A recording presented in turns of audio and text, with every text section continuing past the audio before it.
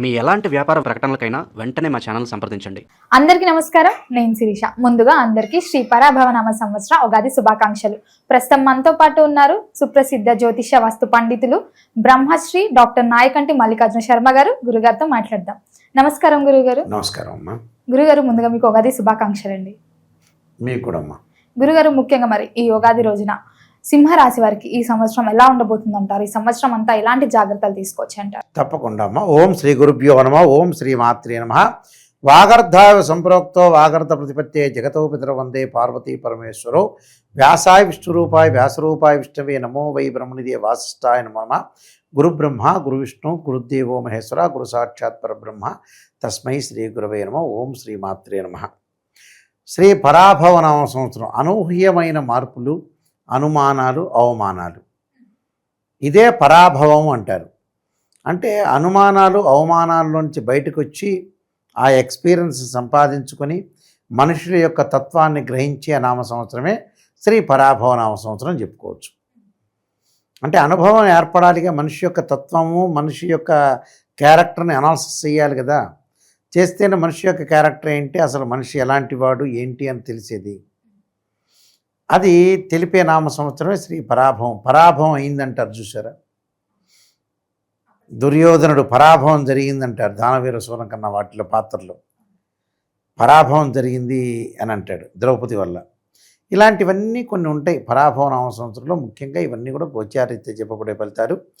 అంటే birth chart కాదు, this is the transit system అంటారు. అయితే గ్రహగమన గతుల్లోకి వెళ్ళేటట్టయితే మనం రవి, బుధ, శుక్రగ్రహాలు 30 రోజుల పాటు ఒక రాశి నుంచి మరొక రాశికి మారుతాయి. కుజుడు 45 రోజుల పాటు, రాహుకేతులు 18 నెలల పాటు, గురువు సంవత్సర కాలము, శని 2.5 సంవత్సరాలు. ఎలా ఉండబోతుంది వీళ్ళకి? ముందుగా చూసుకునేటట్టయితే జూన్ 2 వరకు కూడా గురువు మిథున రాశిలో ఉండటం, తర్వాత కర్కాటక రాశిలోకి 2వ తారీఖు నుంచి కర్కాటక రాశిలో సంచారం చేయటం, అక్టోబర్ 31 వరకు కర్కాటక రాశిలో ఉండి 31 నుంచి సింహరాశిలో అతిచారంలో వెళ్ళటం, డిసెంబర్ 18 నుంచి మళ్ళీ గురువు వక్రస్థితిలోకి వెళ్ళిపోతాడు. గురువు యొక్క స్థానం అది. శని జూలై 25 నుంచి డిసెంబర్ 18 వరకు కూడా వక్రగతిలో ఉంటాడు. డిసెంబర్ 7 నుంచి రాహు మకర రాశిలోను, కేతు కర్కాటక రాశిలో సంచారం చేస్తారు. అంటే 7 వరకు కుంభరాశిలో ఉంటాడు. ఆ తర్వాత మకర రాశి. కేతు వచ్చేటప్పటికల్లా 7 వరకు సింహరాశిలో ఉండడం, తర్వాత కర్కాటక రాశిలో సంచారం చేస్తాడు.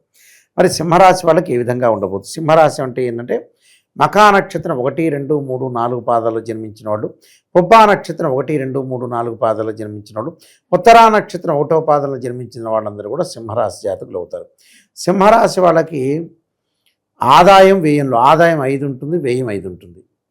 రాజ్యపూజ్యం 7 ఉంటుంది, అవమానం 7 ఉంటుంది. అంటే సమానంగా ఈక్వలైజేషన్గా ఉంటుంది. అంటే అన్నిట్లో కూడా ఈక్వల్గా ఉంటారని అర్థం. మరి ఏ విధంగా ఉండబోతుంది సింహరాశి వాళ్ళకంటే, సహజంగా జూన్ 2 వరకు కూడా గురువు లాభస్థానంలో ఉండటం వల్ల అనుకూలమైన ఫలితాలు ఉంటాయి. అంటే సింహరాశి వాళ్ళకి సహజంగా పంచమాధిపతి, అష్టమాధిపతి అయిన గురువు లాభస్థానంలో ఉండటం వల్ల జూన్ 2 వరకు డోకా లేదు. ఆదాయపరంగా చాలా అనుకూలంగా ఉంటుంది. సంతానం లేని వారికి సంతానం కలగటం ఒకటి, శుభ కార్యక్రమాల నిర్వహణ చేయటం ఒకటి, వివాహాది సంబంధించిన విషయాల్లో ముందుకు వెళ్ళే అవకాశాలు ఎక్కువ ఉంటాయి. విదేశాల యొక్క ప్రయాణాలు కూడా జరిగే అవకాశాలు బాగా ఎక్కువ ఉంటాయి. అంటే విదేశాలకు కూడా వెళ్ళే అవకాశాలు ఎక్కువగా ఉంటాయి. కాబట్టి వీళ్ళకి గురువు యొక్క బలం అనేది జూన్ 2 వరకు బాగుంది. ఆ తర్వాత కొంత సమస్యలు ప్రారంభమయ్యే అవకాశాలు ఉంటాయి. అంటే ఆదాయం కంటే ఖర్చు ఎక్కువగా పెరిగే అవకాశాలు ఎక్కువ ఉంటాయి. మళ్ళీ ఎప్పుడు బాగుంది అని అంటే అక్టోబర్ 31 నుంచి మళ్ళీ సింహరాశిలోకి రాగానే బాగుంటాడు. కేవలం ఈ రాశి వాళ్ళకు వచ్చేటప్పటికల్లా జూన్ 2 నుంచి అక్టోబర్ 31 వరకు మాత్రం జాగ్రత్త ఉండాలి ఫైనాన్షియల్ పరంగా. మిగతా అన్ని సమయాల్లో బాగుంటుంది. రుణాలు వసూలు చేస్తారు, మొండి బాకీలు వసూలు చేస్తారు, ఆకస్మికంగా ధనలాభం, ఫైనాన్షియల్ పరంగా ఇన్కమ్ గ్రోత్ అవుతుంది. ఎకనామిక్ గ్రోత్ అంటారు. ఆర్థిక పరంగా ఉండే లావాదేవీల విషయంలో అనుకూలంగా ఉండే అవకాశాలు ఉంటాయి. ఎకనామిక్ గ్రోత్ జరిగే అవకాశాలు ఎక్కువ ఉంటాయి. అంటే ప్రతి దానిలో కూడా కొంత విజయం సాధించే అవకాశాలు మెండుగా ఉంటాయి. చాలా అద్భుతమైన రిజల్ట్స్ వచ్చే అవకాశాలు బాగా ఎక్కువ ఉంటాయి. దాని విషయంలో ఎలాంటి ప్రాబ్లం లేదు. శని యొక్క బలాన్ని మనం చూసుకునేటట్టయితే శని మీనరాశిలో ఉంటాడు. ఈ జూలై 25 నుంచి వక్రస్థితిలోకి వెళ్ళిపోతాడు. అలాంటి సందర్భాల్లో సింహరాశి వాళ్ళకి ఏంటంటే వైఫ్ అండ్ హస్బెండ్ రిలేషన్లో జాగ్రత్త ఉండాలి. సప్తమంలో ఉండటం వల్ల అంటే భార్యాభర్తల మధ్యలో కలయిక కానీ భార్యాభర్తల యొక్క బంధం విషయంలో కానీ బాండింగ్ అనేది చాలా అవసరం. ఎలాంటి చికాకులు లేకుండా పొరపత్యాలు లేకుండా చాలా జాగ్రత్తగా ఉండి ముందుకు వెళ్ళాలి. అలానే రాహు యొక్క బలాన్ని మనం చూసుకునేటట్లయితే డిసెంబర్ 7 వరకు రాహు యొక్క అనుకూలత అనేది ఈ రాశి వాళ్ళకు అనుకూలంగా ఉండదు. అంటే వివాహ బంధంలో కానీ విదేశాలకు వెళ్ళటం కానీ ప్రయాణాలు వాయిదా పడే అవకాశాలు ఎక్కువ ఉంటాయి. డిసెంబర్ 7 నుంచి వాళ్ళు విదేశాలకు వెళ్ళే అవకాశాలు ఎక్కువ ఉంటాయి. అంటే అబ్రాడ్ వెళ్ళే అవకాశాలు, ఆ దేశం యొక్క పౌరసత్వాన్ని లభించే అవకాశం, అంటే గ్రీన్ కార్డు హోల్డర్స్ అంటారు. అంటే మనకి రేషన్ కార్డు ఎలానో అక్కడ వాళ్ళ గ్రీన్ కార్డు ఒకటి, అలాగా పౌరసత్వం లభించడం ఒకటి, వ్యాపారాల్లో ముందుకు వెళ్ళటం ఒకటి, నూతన వ్యాపారాలు బాగా చేసే అవకాశాలు ఎక్కువ ఉంటాయి ఈ సంవత్సరం అంతా కూడా. వ్యాపార పరంగా అనుకూలంగా ఉంటూ ఉద్యోగపరంగా కూడా అనుకూలంగా ఉండే అవకాశాలు ఎక్కువ ఉంటాయి. అయితే కొద్దిగా డబ్బులు అప్పుడప్పుడు ఖర్చు చేసే అవకాశాలు ఎక్కువ ఉంటాయి. అంటే డబ్బులు అంటే మంచి విషయాలకు ఖర్చు చేసే అవకాశాలు ఎక్కువ ఉంటాయి. మంచి ఏంది గురువుగారు, చెడ్డ ఏంది అని అంటే 2 రకాలు ఉంటాయి. మన దగ్గర ఒక 50,000 ఉంటే ఆ 50,000 మనకు ఆరోగ్యం బాగాలేకపోతే డాక్టర్ దగ్గరికి వెళ్ళకపోవటం చెడ్డ. ఆ 50,000 పెట్టి శాంసంగ్ ఫోన్ కొనటం చెడ్డ.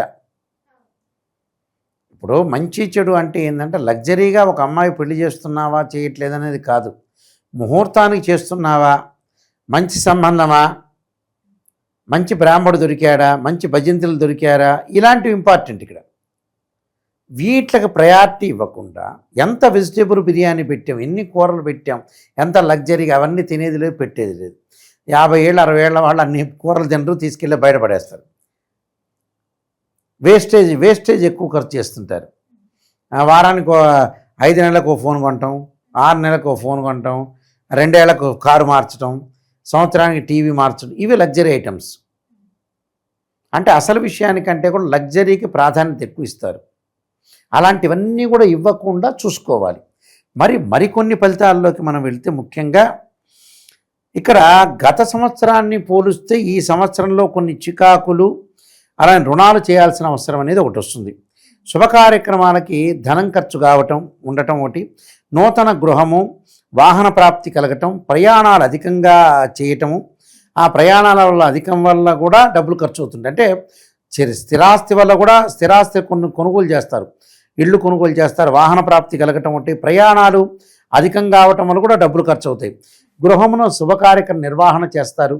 వృత్తి ఉద్యోగాల యందు కొన్ని చికాకులు కలగటం, కుటుంబ విరోధాలు రాకుండా చూసుకోవాలి. దూరదేశాలు అంటే విదేశాలకు కూడా ప్రయాణం చేయటం, భార్యాభర్తల మధ్యలో అన్యోన్యత లోపం కలిగే అవకాశాలు ఎక్కువ ఉంటాయి. అంటే నోటి దురుస్తనం, గ్రాస్పింగ్ పవర్ ఉంది కదా అని ఎక్కువగా మాట్లాడితే అంతే జరుగుతుంది. అయితే ఉద్యోగులపై అధికారుల యొక్క ఒత్తిడి కలిగే అవకాశాలు ఎక్కువ ఉంటాయి.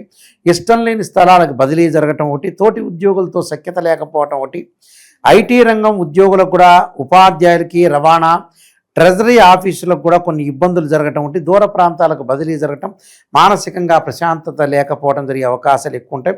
కిరాణా, ఫ్యాన్సీ, ఎలక్ట్రికల్ వ్యాపారులకి సంవత్సరం అంతా సామాన్యంగా ఉండటం ఒకటి, అలానే మిల్క్ అమ్మేవాళ్ళు కానీ, ఫ్రూట్స్ కానీ, చిరు వ్యాపారులు అంటారు, ఈ సంవత్సరం అంతా కూడా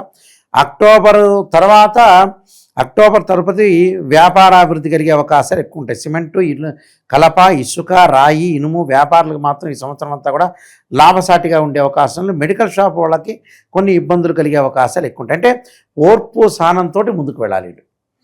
చాలా ఓర్పు సహనంతో ముందుకు వెళ్తేనే వీళ్ళకి మంచి జరిగే అవకాశాలు ఉంటాయి. కొన్ని పరిహారాలు చేసుకొని ముందుకు వెళ్తే మంచి జరిగే అవకాశం ఖచ్చితంగా ఉంటుంది. గురుగారు, మరి ముఖ్యంగా ఎలాంటి పరిహారాలు చేసుకోవచ్చు అంటారు? ఏ దైవాన్ని పూజించవచ్చు అంటారు? తప్పకుండా శని యొక్క ఆరాధన చేయాలి.